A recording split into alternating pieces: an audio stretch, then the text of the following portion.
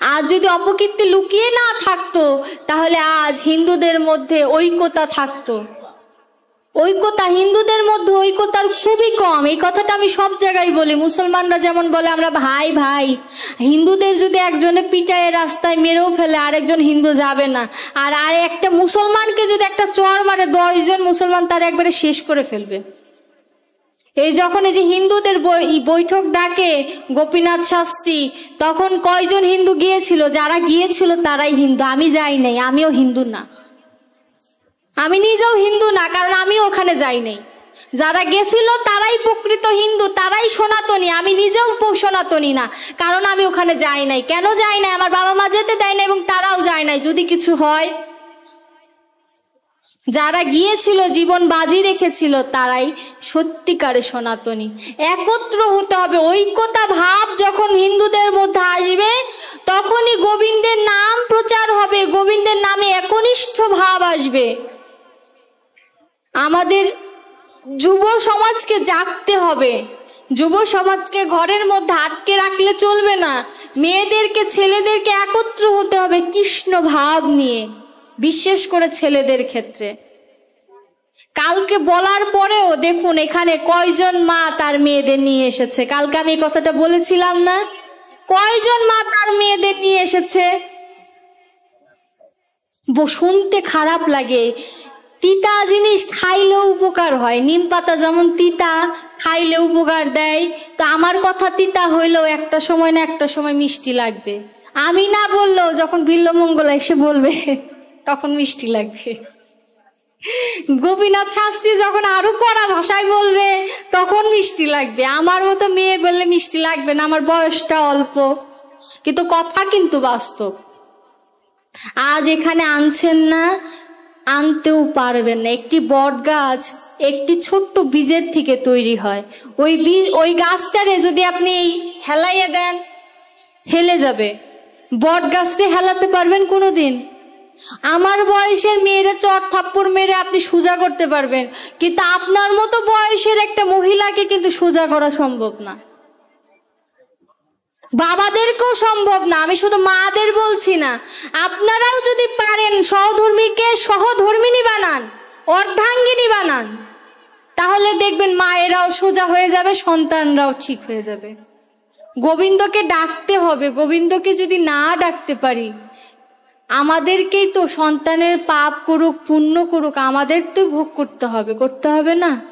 একটি সন্তান যদি কৃষ্ণ নামের কৃষ্ণ পথে ধাপিত হয়, সেই সন্তানের 7 পুরুষ উদ্ধার হয়ে যায়। সুতরাং আমাদের মায়েদের সতর্ক হতে হবে, কৃষ্ণ নাম করতে হবে।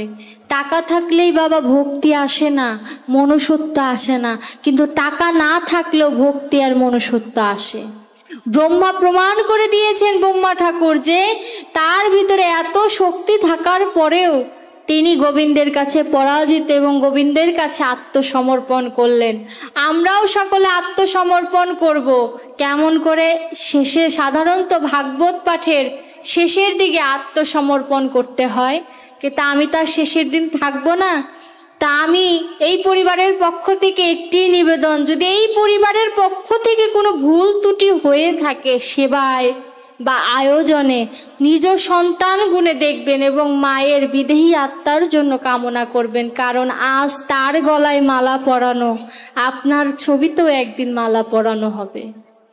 এই ভেবে তার জন্য যদি আপনি প্রার্থনা করেন, সে যেখানে আছে সে সেখান থেকে একদিন আপনার জন্য প্রার্থনা করবে, যেই মানুষটা আমার বিদেহী আত্মার জন্য প্রার্থনা করেছিল। তার মায়েরা তার বান্ধব ছিল। আসলে মা হারানোর কষ্ট যাদের মা হারিয়েছে তারা বোঝে, যে মা অসুস্থ হলে বলতে এটা কর ওটা কর, মা বলতো যে একটু ওষুধ খা, কোনো বিপদ আপদ হলে ঢাকার থেকে বলতো তুই বাড়িতে চলে আয়। যে মেয়ে কাছে থাকতো তার জন্য অপেক্ষা করতো কখন আমার মেয়েটা আসবে, ছেলের জন্য অপেক্ষা করতো কখন আমার ছেলে আসবে, আমি তার একটু দর্শন পাবো। আজ মেয়েও বাড়িতে আসে, ছেলেও বাড়িতে আসে, কিন্তু মা তো আর নেই, আর দেখা হবে না। তাই সময় থাকতে যাদের মা আছে তাদেরকে বলছি মাকে ভালোবাসো। আর যে ব্যক্তির মা হারিয়ে গেছে তার জন্য প্রার্থনা করো। মায়ের জন্য যদি কোনো অপরাধ করে থাকো মায়ের চরণে, যে যেখানেই বসে আছো সেখান থেকে হাত জোড় করে বলো, মা তুমি যেখানেই থাকো ভালো থেকো। আমার মতো অযোগ্য সন্তানের কাছ থেকে যদি কোনো কষ্ট পেয়ে থাকো মা তুমি ক্ষমা করে দিও। এটুকুই প্রার্থনা তোমার কাছে, তুমি ভালো থাকো আর আমাদের জন্য আশীর্বাদ করো, যেন আমি আমার বোনদেরকে নিয়ে আমার ভাইদেরকে নিয়ে যেন আমি একত্রভাবে এই অনুষ্ঠান যেন সম্পন্ন করতে পারি। এটুকুই প্রার্থনা সকলের কাছে।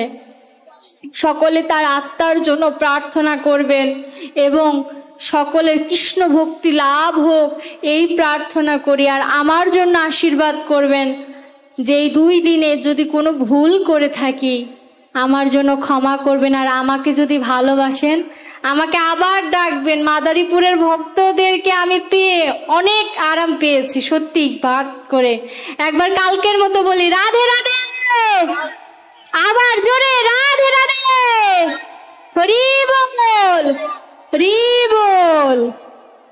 জয় জয় ভাগবত প্রীতি প্রেমী হরি বল হরি বল। সকল ভক্তবৃন্দ কি জয়, বৈষ্ণব পদকর্তা কি জয়, ভাগবত কি জয়, সকল আপন আপন গুরু কি জয়। সকলের চরণে প্রণাম। হরে কৃষ্ণ।